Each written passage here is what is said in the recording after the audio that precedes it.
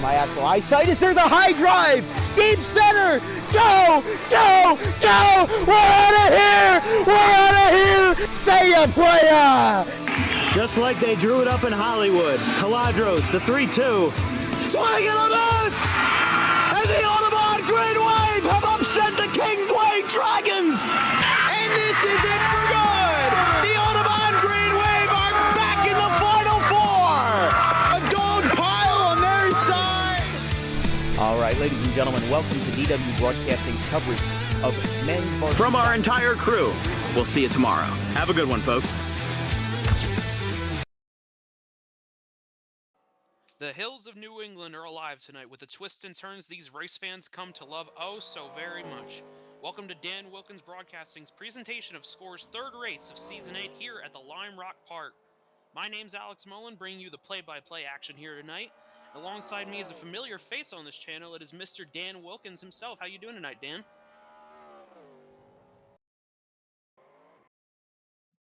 I'm gonna need to find a new mic, a new hotkey to turn my mic on. Sounds like we're having some technical difficulties we're with our. On.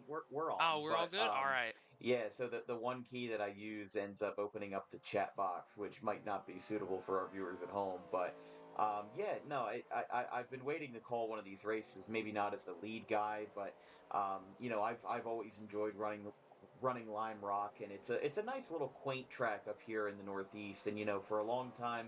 This might even still apply today, but I know that they, for the longest time, refused to race on Sundays here because of the church that's on the property and the grounds of Lime Rock Park. So therefore, they would run into some issues whenever they wanted to run on Sundays. So you know what? The fact that we're running on a Wednesday, I quite enjoy that. We're not running into any churchgoers here tonight, but you know, I'm excited to see what this race has for us, just because this is a very technical racetrack.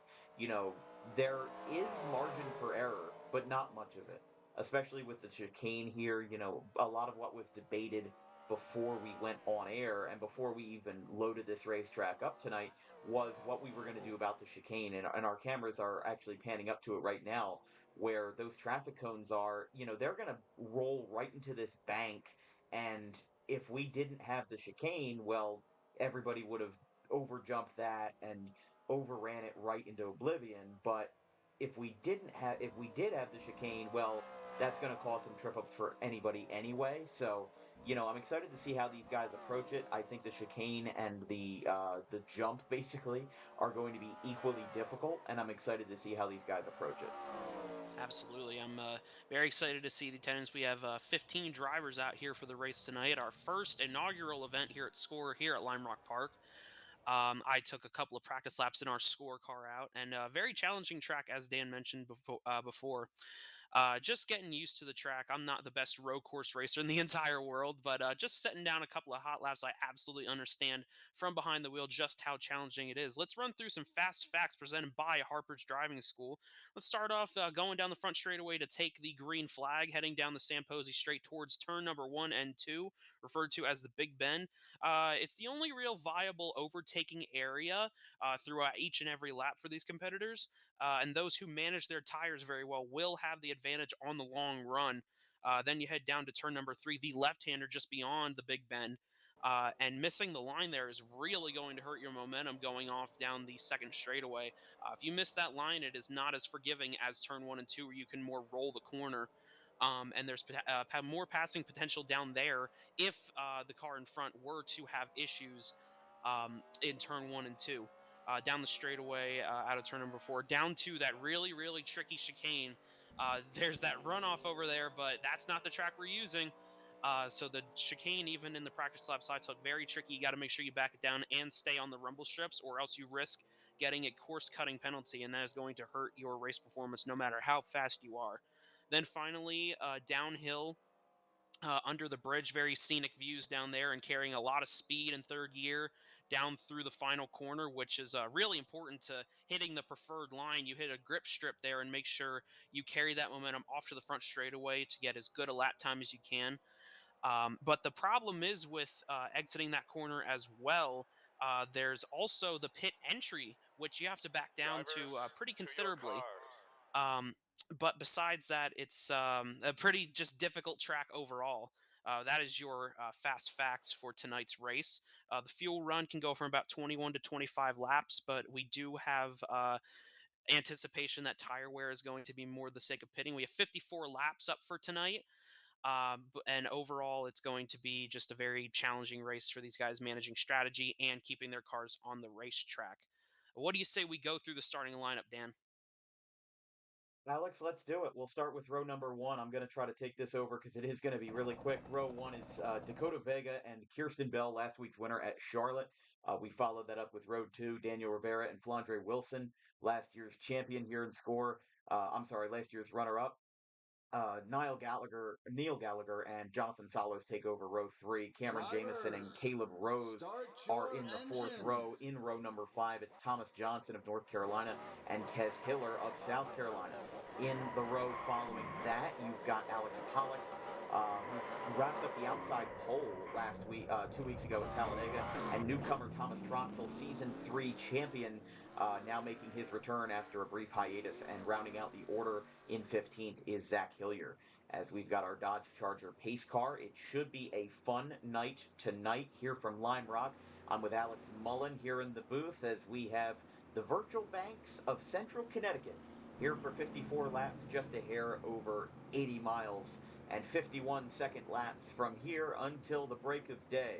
Dakota Vega and Kirsten Bell on the front row. Alex, I'll give it to you. Gotcha. Thank you very much, Dan. Pace car pulls off. Heading back to the start finish line. Anticipation for these 15 competitors. Down the Sam Posey Straight. Legacy track. And score visits for the first time. The green flag is in the air. We're underway for the third race of score.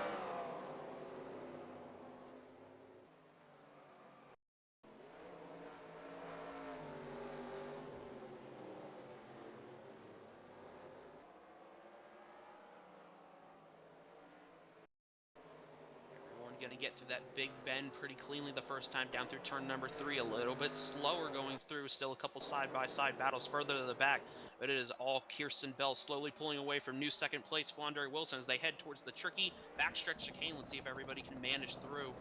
Vega Looks and like Rivera everybody side going to by go side. through pretty clean. And everybody's kind of spacing out there, and I like the fact that we do have a spin in the back. That's the 72 entering that backstretch chicane. Yeah, Thomas Johnson ran into some trouble there. Not too Cameron much, Jamison also off the track. As where is the 29 car? 29 is off. Nope. Okay, 29's back. 29 is still up at the lead. Kirsten Bell, last week's winner and points leader, going to lead the first lap. Sorry. Seconds. No, you're good.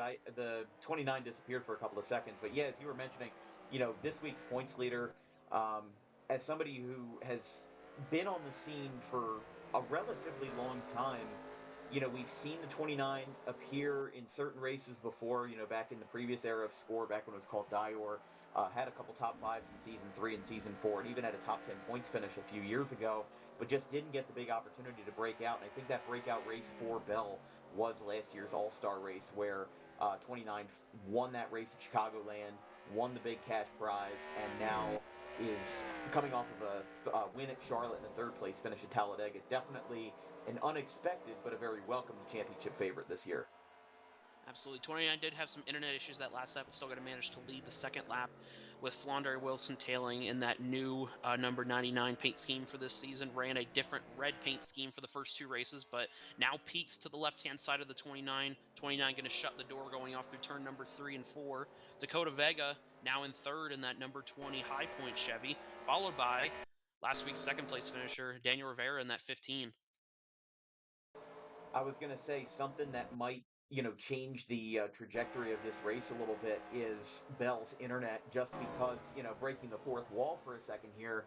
But if the 29 does not appear on track when they cross the start-finish line, a lot of times the game won't count them for the lap, and it'll end up giving the lead to the 99 just off of a technicality.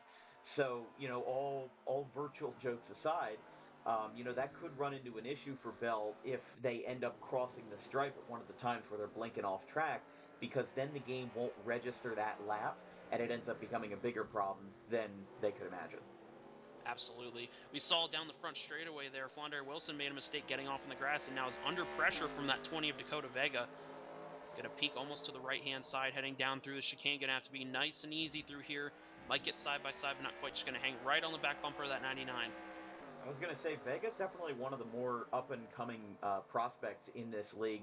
He's been pretty well known, and he's somewhat of a divisive figure. Some people love him, some people hate him.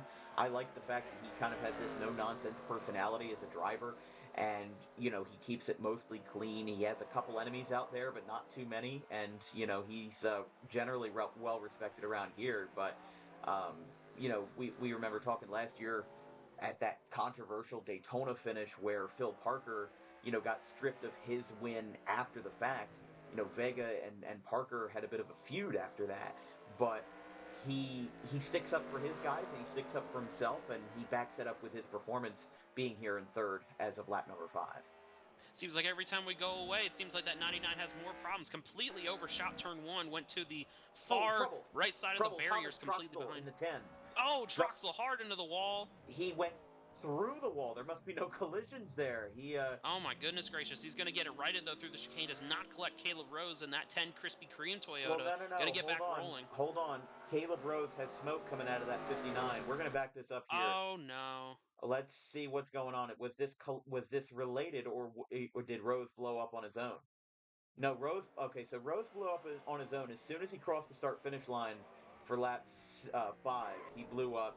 Hiller spun out as well with the 16, and then what happened to Troxel here? Alex, you can stay on the live feed to see if we miss anything else. But Troxel just seemed to get loose, getting ready for that chicane, and he took himself out. But he appears to be back on track safely.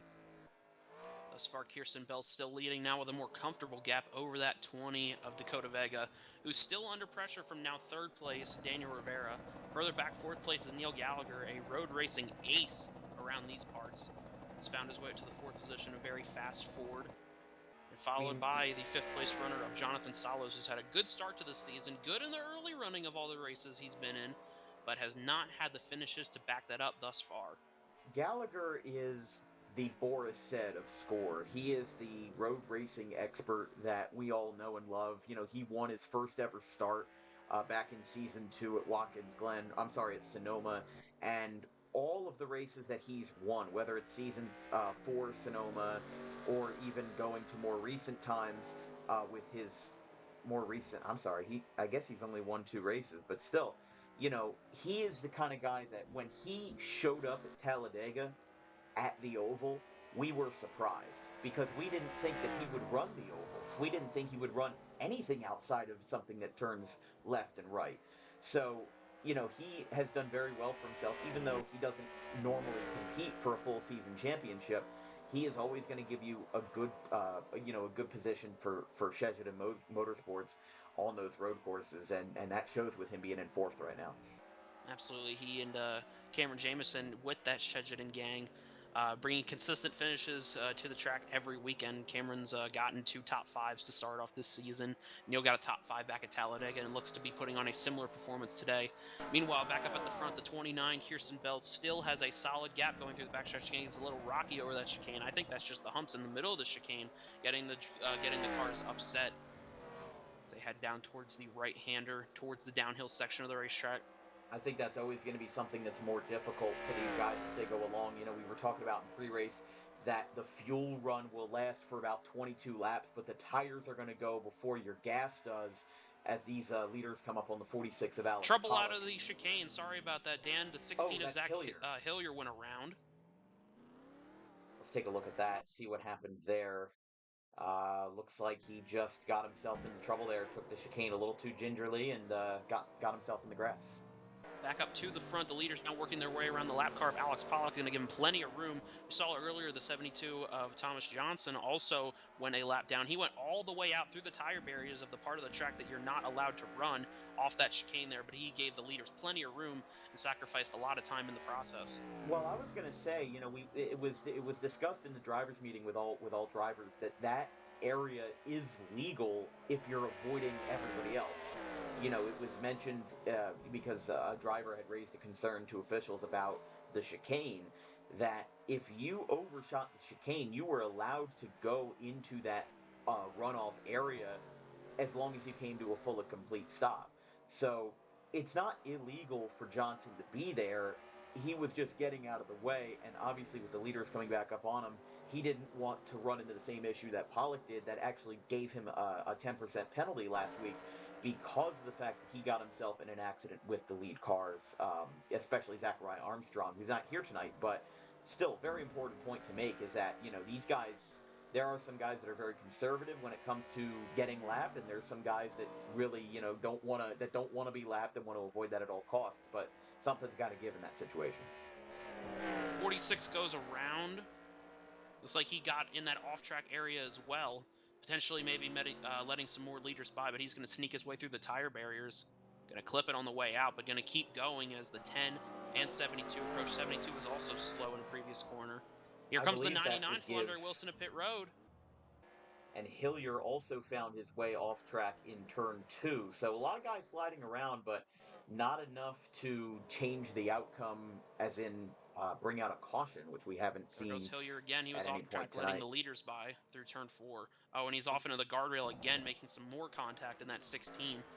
ZH Racing duo of Vega and Hillier usually comes out and does pretty well at these road courses. Vega certainly, but Hillier just has not had the car so far tonight.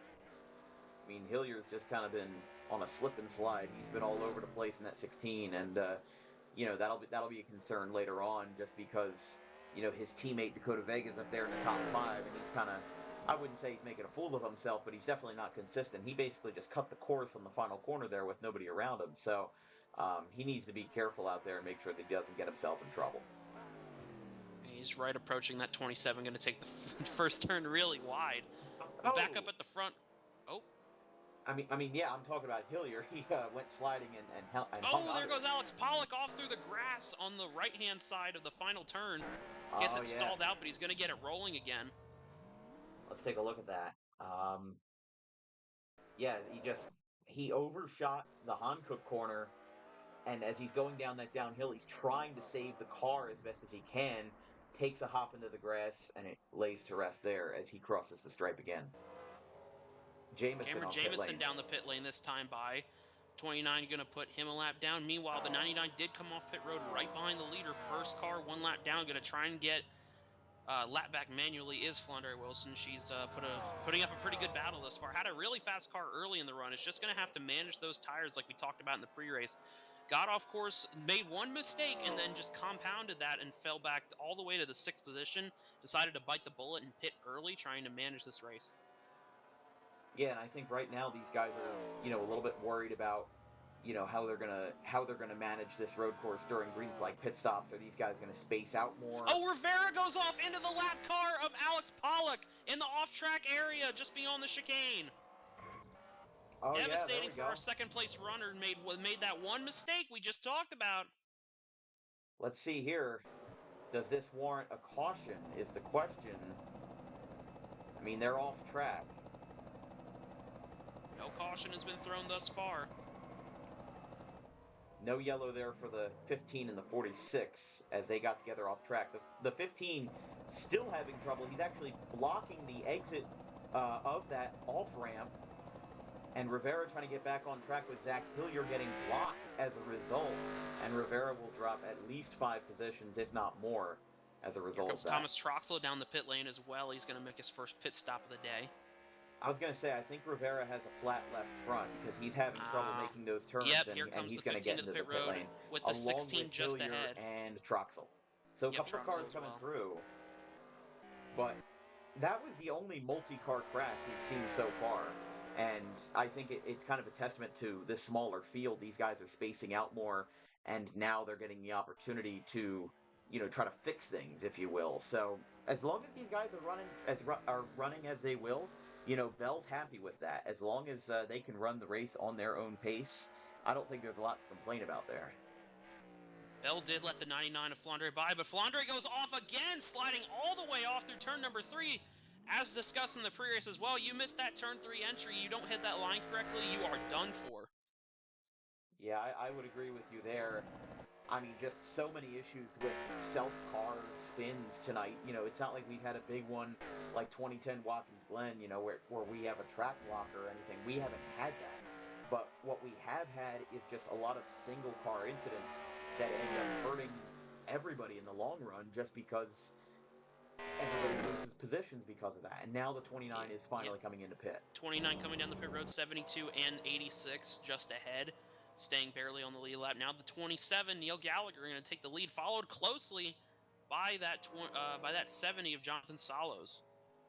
Yeah, so Johnson is in, Hiller is in, and Bell, our leader, who has led every single lap tonight, is also in, and that now gives the lead to our road course merchant, if you will, Noel Gallagher. Continues to hold a steady lead out of turn number 4, just taking it nice and easy. He has a lot of advice in the pre-race about what to look for and where to go on this track. Takes it nice and easy through the backstretch chicane, off to the slight left and right-hander. Hey, Dan. Now back to the right-hander, heading towards the downhill section of the track. Gallagher with 3 career wins in this series. He won once in seasons 2, 3, and 4 at Sonoma in his first 2 wins, and then his second career win was at Road America in season 3. His third at Sonoma in season 4. Has not won since, but he has been a constant guy to show up in these road course events, and it's nice to see him getting some laps led. But you know who else is great at these road courses? Jonathan Salos. In his historic season in season 6 2 years ago, where he won 6 out of the 12 events in the entire schedule. Well, guess what? A lot of them were road courses. He won at Riverside in the second round. He won at Portland. He also won at Watkins Glen. He won every single road course that we ran that year. Whatever we threw at him, he was able to get done. Last year when we were at Montreal, that was another thing that he also dominated at. He just was too good at it, and he won the race because of that, and he's in that 4-way tie for most wins in his career because of that road course experience. I would, in a NASCAR way, I would akin him to somebody, like Mark Martin, where, his road courses definitely help, but he can also run great on ovals too. It's hard to find a specialist who is good at both oval racing and road racing, especially in this kind of virtual environment. And it's nice to see a guy like Salos being able to compete in a league like Score, as Flandre again with trouble. Yep, gets a little bit righted, back on track, right in front of the 72. Going to hold up that 72 just a bit. And that's more trouble. I wonder around goes Flandre. Going to bounce off the barrier. Watch out, cars behind. Almost gets Troxel. We've got Rivera coming up on the 99 as well. 2 leaders are in, 27 and 70, right behind, right in front and behind of the other. 72 way off in turn number 1, going to hit the invisible wall that's out beyond the Sam Posey straight. Some of these camera angles definitely need work. Luckily, I don't have any cameramen to berate after the race. These are just what the game gives us. Got some virtual drones out here giving us good shots. And the 99 has spun again. Oh my goodness gracious. That's just been the main problem tonight. Everybody's spinning by themselves, but nobody's spinning together. Gets out of Hillier's way. Has stopped in the chicane. Going through that off area once more to let the faster car of Rivera by. Rivera now 1 lap down, still trying to chase down that 99. Rivera does go off there for a split second, but going to get it back on course. So right now, our current situation sits at this, with all the chicanery, no pun intended, happening on the racetrack. Gallagher is still the leader. Bell, who had led every lap up to this point, is still in the 3rd position, but 16 seconds behind. Salos is in I believe second. timing and scoring is going to update. Yep, there's the 29 going to the lead. Did pass under that green flag cycle. Okay, so that Dakota that did Vega now change. 3.5 seconds back of the 29 for that lead position. Yeah, because now green flag stops are finally wrapping up, although that was a very long green flag period, a green flag stop period, I should say. That was about a good 5 or 6 laps, just because people spaced it out however long their tires wanted to go, because guess what? Your tires were never going to last as long as your fuel run does. So, as long as these Pollock guys spinning stay resilient, onto the track. He's very slow going down to the final corner. Sorry about that. Yeah, I didn't see that at first as well. But 72 and 16 going to navigate. He comes back to the pit road for his third stop of the day. Flandre Wilson also just came off the pit lane for her second stop. I was going to say, I wonder if there's another flat tire on the 46, but that would definitely help Bell to lead these next couple of laps, especially if a caution comes out, because they got the 10-point boost because not only did they lead laps, they also led the most laps of the day. So, the way it works in score is if you win, you automatically get 69 points. 64 for winning and 69 for leading a lap, assuming that you lead a lap in your win, which technically, if you think about it, is not always the case if there's a disqualification. But if you win and lead the most laps, you get 74 points. If you win, lead the most laps, and get the pole, you get 79 points, which is the most possible amount of points that you can score in a score race. Now, Bell doesn't have that. Or actually, I'm not sure. I didn't take a look at the qualifying board. Did Bell get the pole, or was it Vega that had the pole? Yes, Kirsten Bell did get the pole for this race. All right, so it's gone pretty much from pole to pole. Has been really consistent. We might be looking at a sweep then with the 79-point watch. I believe the last time that it was done was by Jonathan Salos 2 years ago, which would have been season 6 at Portland. That was a very low-key race. As we've got a spinner in front of the leader, it's Zach Hillier, and Hillier will back Gets it himself off beyond up. the cones and is going to get it righted in the off-track area. We saw just before the 10 of Trox will go off in this same area, so everyone's still struggling with that tricky backstretch chicane. Even myself included in practice laps in our score company car just had issues going through that corner, and it's been tripping every single person up except for your top 4. Yeah, that's the thing, is I think that the amount of time that you spend in practice does dividends at this track. This is a difficult track. This is a technical track, and we're going to see that with Willow Springs in a couple of weeks. Is that Cameron Jamison goes off in the grass off the final corner. Going to keep it righted though. Tried to battle side by side with the 86. Doesn't quite win the battle off that corner, but still going to try and get back to Kez Hiller as quickly as possible. I was going to say he is still running, but definitely a tough situation for Cam, who is right now in the 8th position. But I mean, there's a lot of these guys that aren't even on the lead lap right now, just because the green flag pit stops have kind of alienated them a little bit, and now everybody is trying to hang on and catch up. I mean, even Flandre Wilson, who seemed to be hanging in the balance in second for most of the night, now seems to be grasping for air and trying to stay in contention. And meanwhile, Kirsten Bell, happy as a kid in a candy store, because these guys are working really hard on building a good race car, and as 29 will pass 46 again. Really good race for Kirsten. Absolutely. Gotten a huge boost that team has. Kirsten Bell, the only car on that team to start off the season, just in this past off week, hired the 72 of Thomas Johnson and the 59 of Caleb Rose to join that program. So now gone from a 1 to 3 car operation, but that has not slowed down their flagship number 29 Toyota. Kirsten Bell continues to lead by just about 4.5 seconds over that 20 of Dakota Vega. Wilmington Autosport has had so many changes over the years. I mean, people forget that they are a championship-winning organization with Thomas Troxel in Season 3. And just the amount of work that has been put into rebuilding this team after it seemed like it was left for dead. They ran into a scandal a couple of years ago where one of their drivers, Manuel Sanchez, ended up getting penalized for an illegal EXE. And that kind of hurt the reputation of the team a little bit, and attendance didn't really reflect that. And now they're kind of back into fruition. They were one of the most dominant teams of the first few seasons of Score. It just didn't seem like they would have the same firepower in this new era. And now they are as powerful as ever, picking up those free agents. Rose, a former Wilmington Autosport driver in his own right, and then Thomas Johnson, a rookie this year in the 72 out of North Carolina. He's picked up that rookie position as well in the 72. We have a lot of things that just happened all at once. The 13 Cameron Jamison overshot turn number 1, went sliding off through the grass. The 46 went so far, got rear end damage previously behind the leader, and slammed the rear of that 46 Dodge into the tire barriers heading into the chicane. And then before went all the way out into the forest almost to get the car back going, but completely overshot turn 1. At that same time, Zach Hillier also went around, it appears, either in turn 4 or also in that chicane area. So A lot of crashes happening simultaneously for these guys who have struggled just about all race. Yeah, and Bell is just happy to avoid that, right?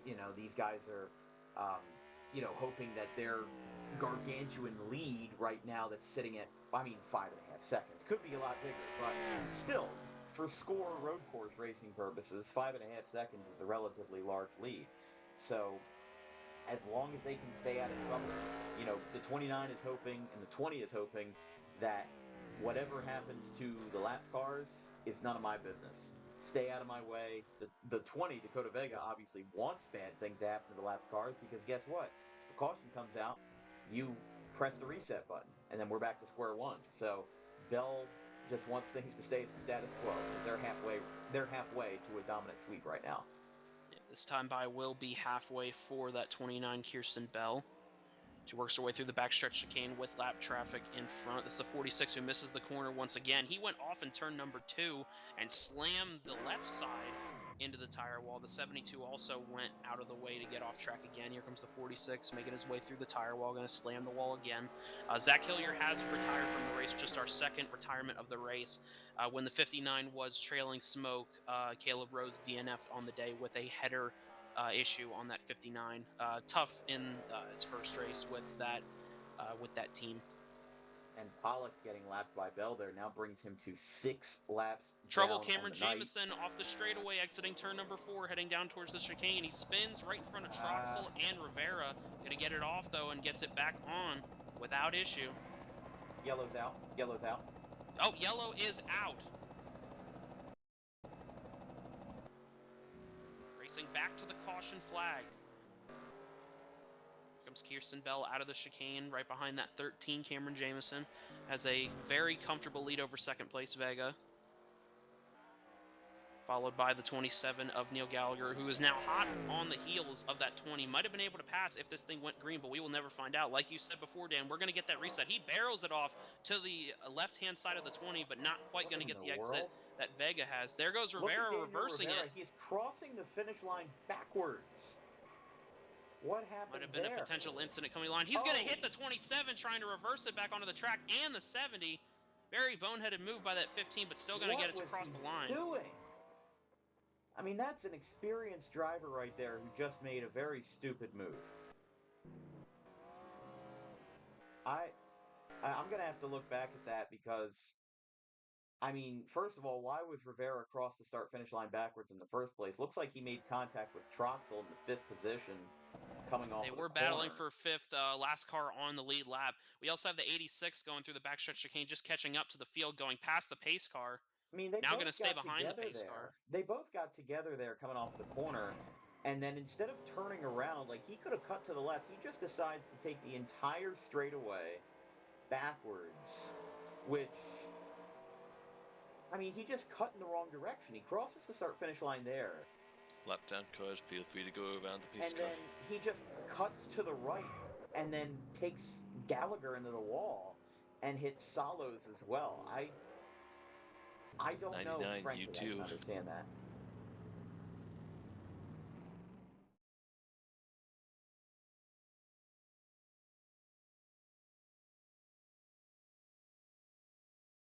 Troxel. Then your leader, Kirsten Bell, followed by Vega, the 27, Neil Gallagher, and the 70 of Jonathan Salos. 15 has been disqualified from the race for that incident.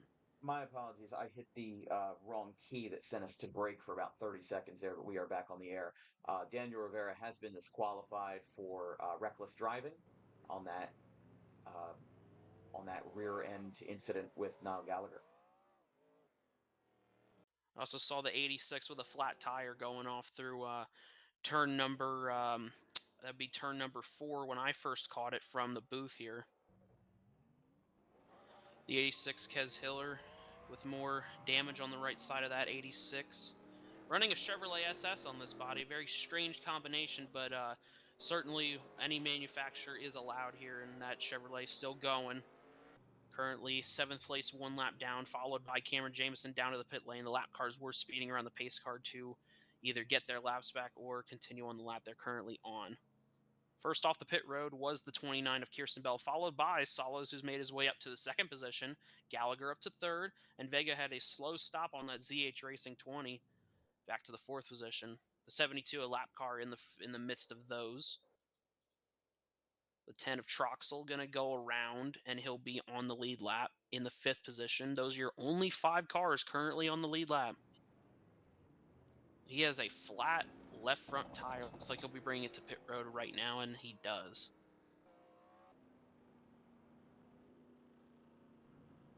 Pace lights are off on the pace car. Cars on pit road still getting it going. But it will be the 29, followed by the 70, 27, and 20, with the 10 on pit road just trying to stay on the lead lap. The 99 is a lapped car, currently Yes, one that lap was down. what I was implying when I told you to go around. Now the 99 goes around to get the lap back. At the very least, one of those laps back.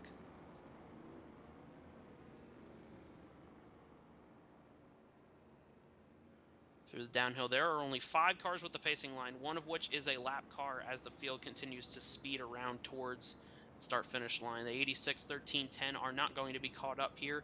We are taking the green flag. It is a dominant performance once more by this 29. Can Kirsten Bell continue the momentum from last week and thus far tonight through the rest of this race? 24 laps to go here at the line. 29, 70, 27, and 20. Green flag back in the air here at Lime Rock. 70 going to dive to the left, to the right-hand side of the 29, going to peek it in down to turn number 1. Doesn't quite get the entry that he wanted. Going to back off. Now he's side by side with that 27, Neil Gallagher, off the exit of turn 2. Gallagher going to sit just in behind Salos. Now Salos is all over the back bumper of that 29, heading down through turn 3 and 4.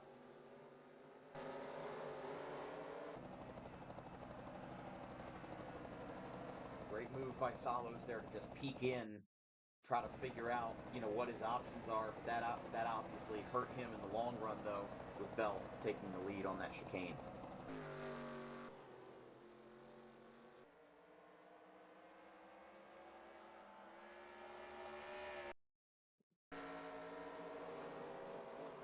.46 of Pollock still taking more repairs on the pit lane, but that does not matter right now. Back up at the lead. You see the 29 still holding a decent lead. 2/10 that time by. 4 cars just about under blanket as they sweep down through turn 1 and 2. The big bend, it is a very big, winding right-hand turn, then down to the left-hander where you can't quite overshoot it. They're all going to take it nice and easy against that curb. Down through turn number 4, going to carry that momentum down the small straightaway, heading towards the tricky backstretch chicane. All 4 of these drivers have navigated the chicane pretty effectively thus far today. Doesn't appear as though it's going to be any different. They all get on the curb, hopping over a very bumpy inside curb on the right-hand side, going to get it righted through the straightaway here, a little left and right. Shimmy, shimmy, down through the turn. Under the Hancock Bridge, down through the final turn. Going to hit that grip strip on the inside is Kirsten Bell. Going to rocket off down the front straightaway.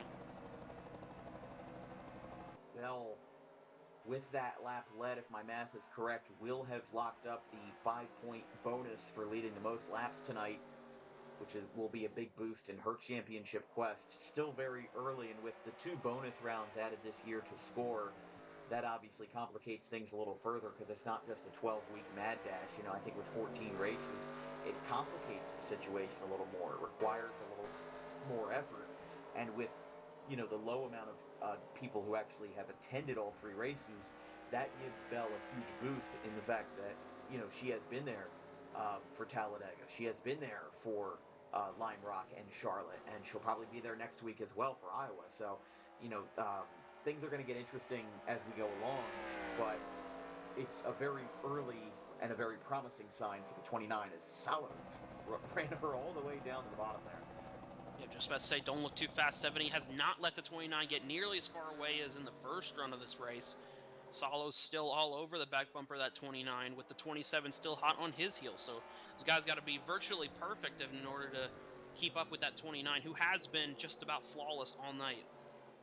Salos is a very resilient driver. He does not give up on his quest. He is very adamant and very very much able to stick with his competitors, even if he doesn't take the lead away.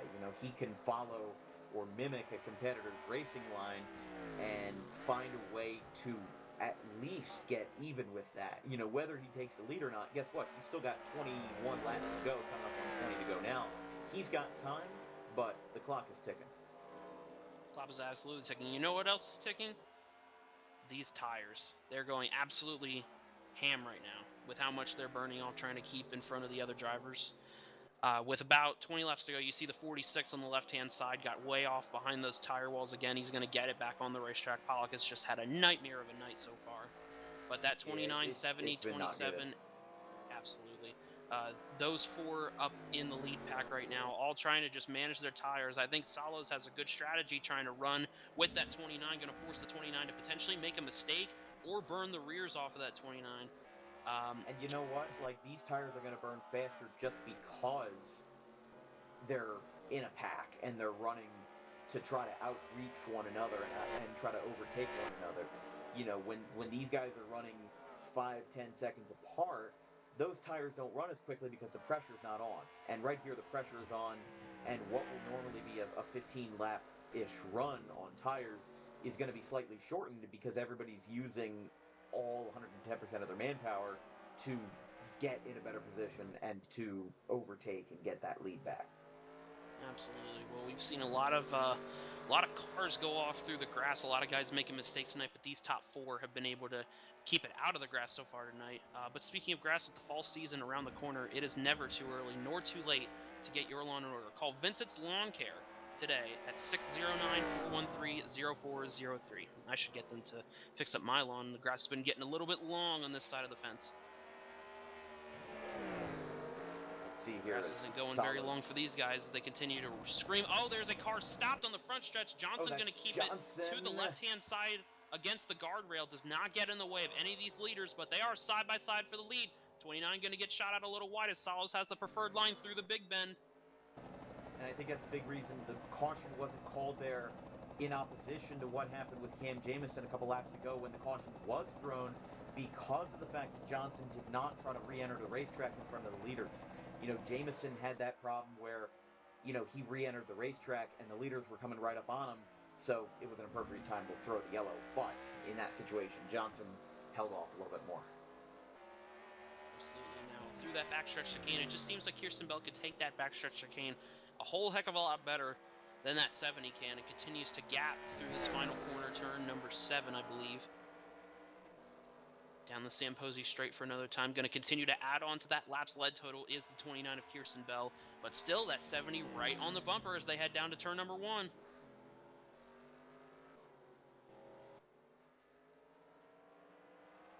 So go on board with the 70, who's just continuing to hunt this 29 behind. The Autodesk Dodge has been really consistent thus far in the season. Has had a lot of laps led in both Talladega and Charlotte. Had some trouble at Charlotte, but was able to recover with a solid finish there. Talladega flipped over and unfortunately DNF'd from that race, but he has the 27 all over his back bumper now. All these three still under blanket. If he can finish good tonight, I think that Talladega DNF can kind of be a memory in the distant past where, you know, he's finished well at Charlotte. He's going to finish well at Lime Rock, barring any crazy issues. I think, oh, hold on here. Here he comes down, peeking to the inside, almost goes to the grass on the front stretch. He had that momentum off the final corner, and now is going to have the preferred line down through turn number 1.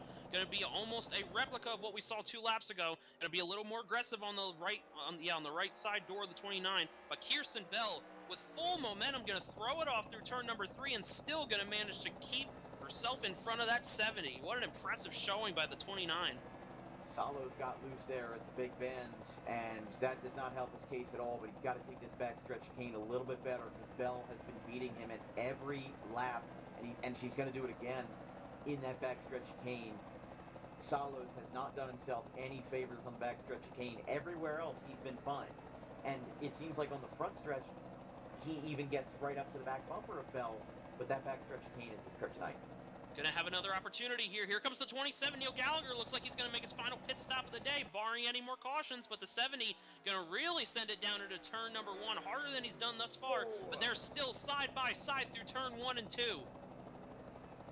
He's got to appears as though Neil Gallagher is going to play some pitch strategy here, but that 29 still going to have it. And the 70 makes a mistake. Off he goes in turn number 3. Oh. Pushed it a little bit too hard, made that one mistake he did not needed, but now, can the strategy get him back into a position where he is able to gain that track position back up? That's huge for Dakota Vega. You know, he's not otherworldly behind Bell. He's basically back to where he was before that first pit stop. And positions mean everything in a long season. So if he can finish second compared to Salo's finishing third, who, by the way, like we said, only lost one position after that spin, that would be huge for the 20 car and Dakota Vega. Here comes the 29 screaming off into turn number 1. There is a lap car in front. That is your 5th place runner of Thomas Troxel, but still well ahead of him is Neil Gallagher, who came out a decent bit ahead. Watch out for that 46 off turn number 4. He got into the guardrail. He still keeps it off to the guardrail. No other car is going to hit. Yeah, I mean, these guys are relentless. And the fact that there's only 5 cars on the lead lap is kind of a testament to, how chaotic this race has been. And the fact of the matter is that we are in a state right now that hasn't been used in almost 4 seasons of Score, where if a caution is thrown, the entire field gets reset to the lead lap. Around goes the 46 on the front stretch. He keeps it off to the grass on the right-hand side. Going to avoid the leaders, just like the 72. No caution for that 46. Yeah, no yellow there, but one of the rules that often gets overlooked is that if more than half the field is off the lead lap at any given time, and that's not including DNF cars, that's out of the cars running, the entire field gets bumped up back to the lead lap at the next caution. So I think what everyone is hoping for is a caution. Because even for a guy like Alex Pollock, who is 9 laps down, he could get back on the lead lap with just one yellow flag. Absolutely. It's a very impressive showing by these leaders, especially to keep that big of a gap between them and the rest of the field. We did see the 70 of Salos come down pit road, but on the exit he did come out just a little bit behind that 27. So Neil Gallagher still in prime position. He's just trying to use every bit that he has in those tires to try and run down that 29 when the pits cycle through. And Bell, back-to-back victories for her would be the first time with back-to-back wins for anybody in Score since Jonathan Salas did it 2 years ago. He had 2 different sets of back-to-back wins in his 6-win campaign in season 6. Went back-to-back at Richmond and Michigan, and then did it again at Charlotte and Watkins Glen as a part of that campaign. And then before that, there's not a lot of guys that can say that they've won back-to-back. Jerry Cook did it at Pikes Peak. I apologize, at Watkins Glen at Daytona in season 4. Thomas Troxel technically did it in season 3 Homestead and season 4 Talladega across different seasons. And then Taylor Stallworthy did it in season 2 at Atlanta and Myrtle Beach, and Apollo Hyde did it in season 1 at Watkins Glen and Phoenix. So a very exclusive club that the 29 might be joining with 11 laps to go. Looks like we have some problems. The 27 did go off in the chicane. I'm not sure if he got a penalty or not, but he did have to come back down the pit lane, as did the 13 of Cameron Jamison, who already made his pit stop just a lap ago. But very tough break for the 27, who we thought had it home free. Now Jonathan Salos gets back in position to do something. Meanwhile, the 2 lap cars almost come together. The 46 slowing down majorly for the pit lane, and the 72 has to shoot all the way out, almost to the guardrail off of turn number 7, heading down to the front stretch. I mean, the last time these two were scored, the 20 and the 29, they were only about 1.8 seconds apart from each other. So, Vega just needs to hit his marks, and he can definitely still challenge Kirsten Bell. He was supposed to be our in-race reporter tonight, but we haven't had an opportunity to talk to him because he's busy running in second right now, and he's got a little more on his plate than he'd be willing to talk about. So absolutely, he's just focused on running down that leader. Cautions for it. Absolutely, we get a caution, we may be able to do that, but right now it is all green flag racing. Down the pit lane, that's 10 of Troxel also pitting from the tail end of the lead lap. Just in front of that 29 is where he pit. 86 of Kez Hiller also down the pit lane. They battle with the 13 of Jamison, who's going to be right behind the 99 of Flaundre Wilson at this point in time. Still, it's all the 29 followed by the 20.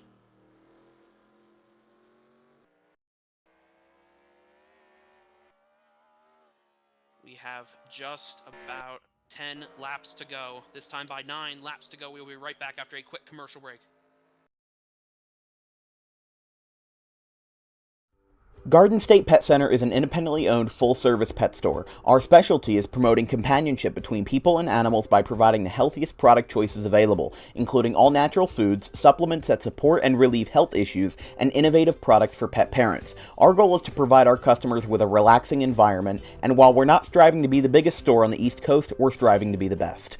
No other pet store will make you feel at home like we do. At Garden State Pet Center, we view pets as members of the family. We don't believe in fast, high-pressure sales, but instead matching up the right pet with the right owners, as you are making a lifelong commitment. Together with our team members, we would like your visit to our store to be both enjoyable and educational. Simply drop in and take a look around. View the birds, reptiles, small animals, toys, food, cages, and miscellaneous items. Learn of the services we have to offer and decide for yourself if this is the store you'd like to call your home away from home. Victor Santucci, owner of Garden State Pet Center. Visit us today at 226 South Whitehorse Pike in Audubon, New Jersey. We're open 7 days a week for all of your pets' needs.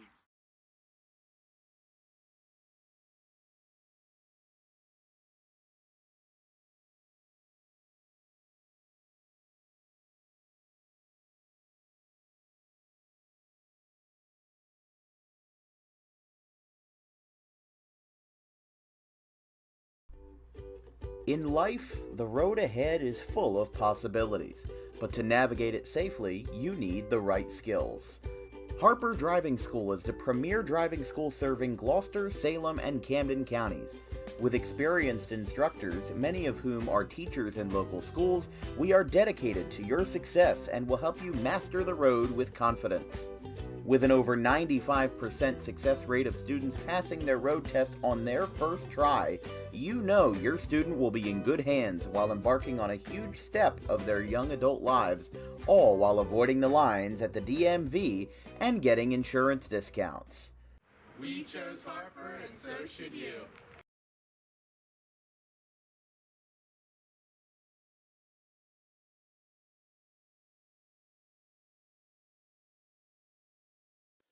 Welcome back to Lime Rock Park. With just a few laps to go, leaders are currently making their pit stops. It is Kirsten Bell and Dakota Vega, one right behind the other. Both of your front row starters right behind the other. They had to clear that 46 on the exit of the pit lane, so a little bit slower in the box for both of them, but they're going to come out nose to tail off the pit lane. Bell got that, but I think Vega can definitely win on the short-term runs in this race. But hold up, wait a minute. Look who played that pit strategy just perfectly. Miles ahead of both of these two is the 70 of Jonathan Salos. Oh yeah, he's gonna take the lead at this time. He will take the lead. Gonna have to clear this 46 lap car. Gonna give him plenty of room on the left-hand side. That's gonna put him 12 down on the night. 72 off once again. He's going to get to the off-track area, let those second and third place runners by. I think this 29 and 20 just played that pit strategy a little too late. When that 70 pit after making the mistake, that was all he needed. You have a battle I heating agree. up. It was an afterthought. I'm thinking, well, why is Salos pit? That's why. And he only needs now 5 laps to do it. Point of no return. Even though he's on more reached. worn tires, he has that gap to work with. And with this only being a one caution show, I mean, look, Salos is going to do this for the history books if he can get it done. He's got a lead of 9 seconds right now. Thomas Troxel is in the race, and he was the first to ever reach 8 wins. Phil Parker was behind him. Jerry Cook reached it, I think, 2 years ago, and Salos reached it last year after a win in Season 7. So, who knows? But Jonathan Salos could be making some history tonight. Absolutely. He comes down the straightaway this time by 5 laps to go. 5 more laps here at Lime Rock. He has 10-second lead over that 29. The point of no return has been reached, so there will be no more cautions. All he has to do is not make mistakes like he did before. He doesn't have to push. Instead of being on offense like he has been all night, whether it be against Neil Gallagher, Kirsten Bell, or anybody else for that matter, he's now on defense, and he has a very lengthy lead to work with. He just can't make stupid mistakes. And what have we seen tonight? A lot of self-spins, a lot of single car, wipeouts or whatever. He can't do that. He can't afford to lose this race right now. He's got too big of a lead to work with. and he just has to hit his marks. Don't try to do anything too crazy because he's got 4 laps to take care of it. That 29 made a very daring pass through the backstretch chicane, flew by the 13 of Cameron Jamison just to get by the lap car. He is currently 2 laps down to our leader, Salos. That last time by the 29 didn't really even close the gap all that much, so all Salos has to do is just hang on to it. He's got the 10 of Troxel behind him, who is not gaining very much time. He is your first car 1 lap down. Only 4 cars left on the lead lap. It is the 70 of Salos, the 29 of Bell, the 20 of Vega, and the 27 of Gallagher. We have the 46 around again off the racing surface. Gets it going.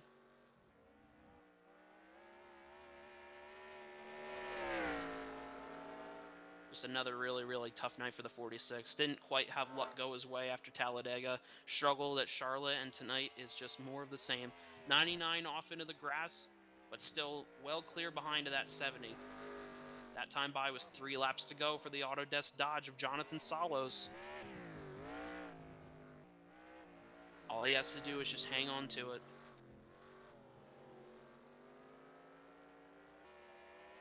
Let's take a run through of our field very quickly as they head towards the end of this race. We have Salos in the first position, Bell in second in that 29. If Bell manages to hold on to that second position, just about 9 seconds behind our leader right now, that will round out the podium trio, so to speak, for that 29. Finish third at Talladega, first at Charlotte, and second here. If she can hold on, that would be a very impressive stat for that 29. And in just 3 races. There's some people who can't do that in an entire career. Absolutely.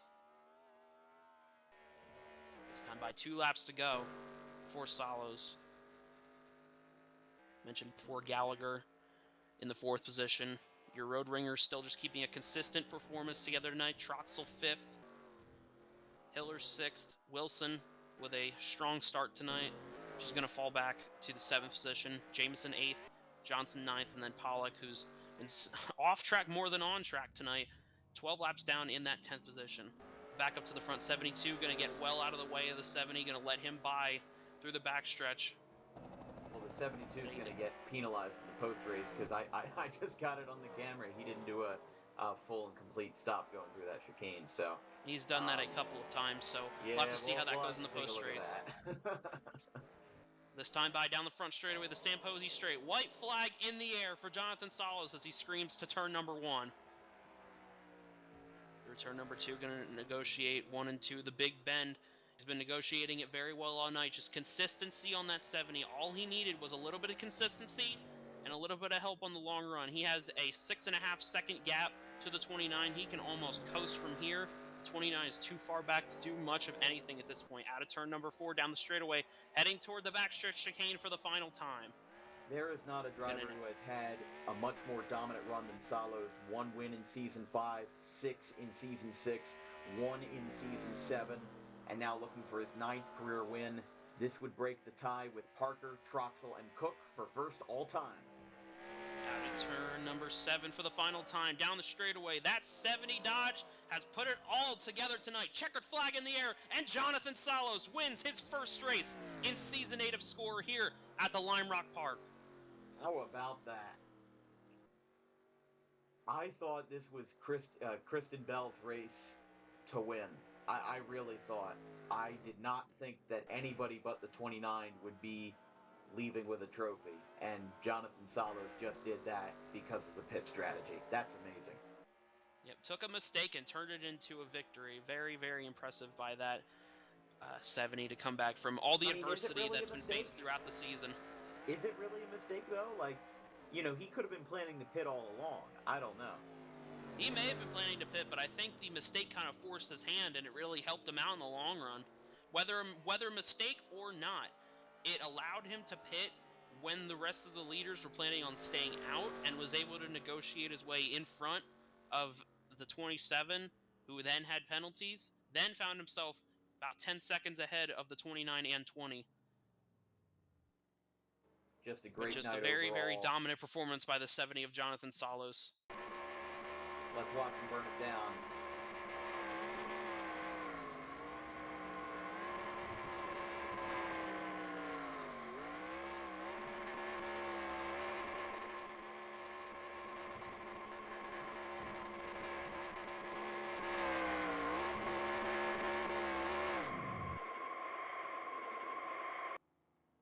and that'll be it for him. Very, very nice burnout by the 70. You think we'd be able to get him in the booth, or do you think we have too many technical uh, limitations here? I do not think that he is one to be a speaker. So I Ah, think okay. we'll have Very to understandable. we Very, will have very to quiet catch racer. up with him. Hey, Very, he's very much quiet. so. What did Teddy Roosevelt say? You know, speak softly and carry a big stick. That's what Jonathan Salos does. Absolutely. He carried the stick all the way to victory lane tonight. Let's run through your finishing results here at the Lime Rock Park. Jonathan Salos with a very impressive win over the 29 of Kirsten Bell, going to come home in the second position, rounding out that podium trio to start off season 8. Very much so going to extend the points lead I am led to believe after tonight. Dakota Vega going to pick up a very, very solid run after nothing but bad luck in the first 2 races, similar to Salos. He picks up his first podium of the season, followed by your road course ringer of Neil Gallagher in the 4th position. Rounding out your top 5, the first car 1 lap down is Thomas Troxel. 6th position is the 86 of Kez Hiller in the very weird Chevrolet, but still manages to pick up a very good finish in that 86, only 1 lap down. First car 2 laps down is the 99 of Flandre Wilson, who made one mistake early and just sort of unraveled the race from there. Followed by the 13 of Cameron Jamison in 8th position. Then the 72 of Thomas Johnson in the 9th position. Rounding out your top 10 is the 46 Alex Pollock. I think he's going to pick up his first top 10 of the season, despite all the adversity tonight. Then followed by the 11th place finisher of Daniel Rivera in the 15. Zach Hillier going to round out 12th. And rounding out the field is the 59 of Caleb Rose in the 13th position. Well, I feel like that was a pretty good showing for our first event here at Lime Rock. Would you agree with that, Dan? I would agree for the most part. I think a lot of guys had trouble with just spinning out on their own. You know, we had one caution tonight, and even that, in most road course situations, wouldn't have been called a caution. You know, like I don't know. I honestly don't know. Like it seemed like it was fine, and you know, it seemed like people were just kind of getting in their own way. And, you know, we had very few issues with people getting into each other. And whether you want to attribute that to people getting, you know, people getting caught up in their own self recs or whatever, or the fact that we just had 13, 14 competitors tonight, it ended up being an issue where just not a lot of things happened, and Salos was able to sneak under the radar and get the job done. You know, and I think a lot of people underestimated that. But it is very difficult, just in an industry-wide thing, to properly run a road course race. You're not going to get a lot of people every night unless you're a road course based league, and we're not. So, you know, they're going to go back to the ovals next week. They're going to go back to the status quo, and then I believe their next road course is Willow Springs out west in about a month. So, you know, for Lime Rock, this is a very technical track, and just some people couldn't hold the technicalities. You know, it was a lose-lose situation either way with that chicane, where if you had the chicane, people aren't going to like it, and it's not going to work well because of the grips in the chicane and because it's a very tricky corner in general. And if you're talking about removing the chicane and just going straight with that overrun, well, that's a problem too, because people are just going to take that so high that they're just going to overshoot the Hankook corner, and that's going to cause a bunch of wrecks in its own right. So I think that we made the right decision with just going with the safer option, even though neither option was particularly safe. They did what they had to do, and we held it down to one caution tonight and had some good racing in there. Bell and Salos had an amazing battle, and it's a shame that that wasn't able to run until the checkered flag. But overall, great racing, even if it was a bit spaced out. But definitely the self control was the biggest issue of the night.